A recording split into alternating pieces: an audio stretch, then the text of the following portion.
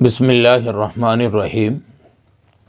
حضرت ابو ذر رضی اللہ تعالیٰ عنہ روایت کرتے ہیں کہ رسول اللہ صلی اللہ علیہ وسلم نے ارشاد فرمایا کہ اللہ رب العزت نے 1,24,000 انبیاء علیہ السلام کو اس دنیا میں بھیجا، اور جن میں سے 315 رسول ہوئے، اور فرمایا آدم علیہ السلام پہلے نبی ہیں اور میں آخری نبی ہوں۔ اس حدیث کو اسحاق بن راہو، ابن ابی شیبہ اور ابو یعلا نے روایت کیا ہے، اور ابن حبان اور ابن حجر رحمۃ اللہ علیہ نے اس حدیث کو صحیح کہا ہے۔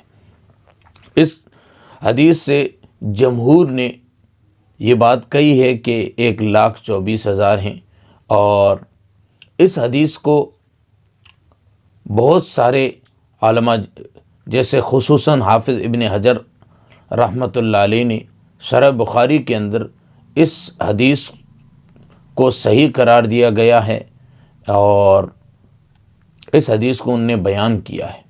اور اس کے علاوہ ایک اور حدیث نبی پاک صلی اللہ علیہ وسلم کی بخاری شریف باب خاتم النبیین صلی اللہ علیہ وسلم کے تحت لائی گئی ہے۔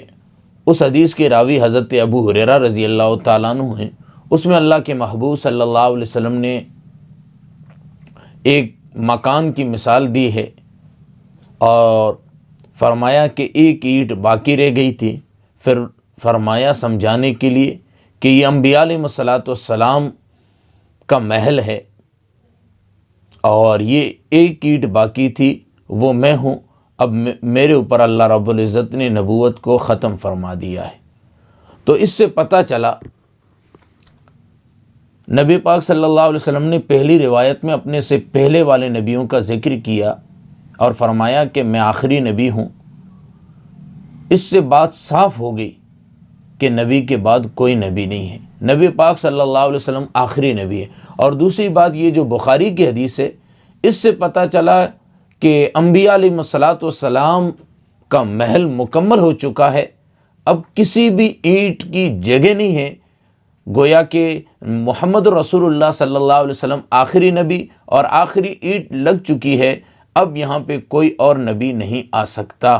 اگر کوئی دعویٰ کرے تو وہ جھوٹا ہے، کذاب ہے، بے ایمان ہے، ہم اسے نہیں مانتے۔